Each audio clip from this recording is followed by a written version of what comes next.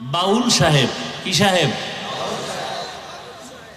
এরা দীর্ঘ যুগ যুগান্তর চলতেছে চলতেছে চলতেছে, কিন্তু সীমা লঙ্ঘন করার পরে আমার আল্লাহ ধরে বসছেন। কি? আল্লাহ ধরায় দিছেন।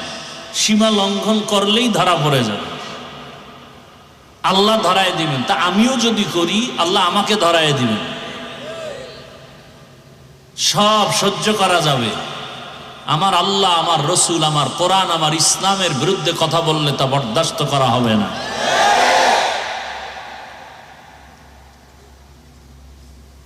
আমরা ক্ষমতা চাই না। এই যে চেয়ার পাইছি না, এই চেয়ারের মূল্য কি কম নেই?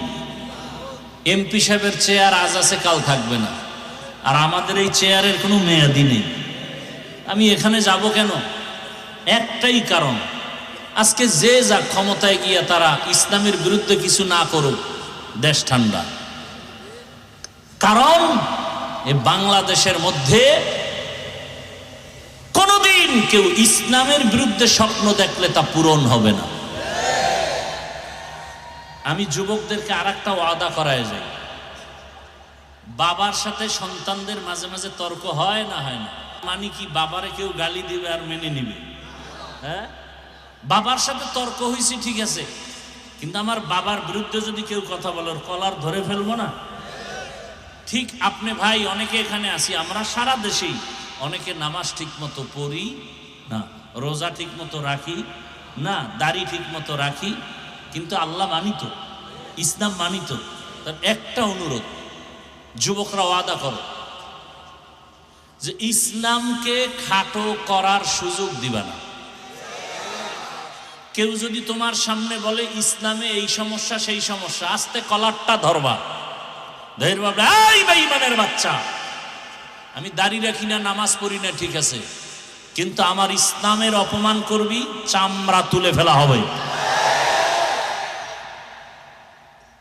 পারবা যুবক বাবারা? তুমি নামাজ পড়ো না, তোমাকে পায়ে ধরে বুঝাবো। রোজা রাখো না, পায়ে হাত রেখে বুঝাবো।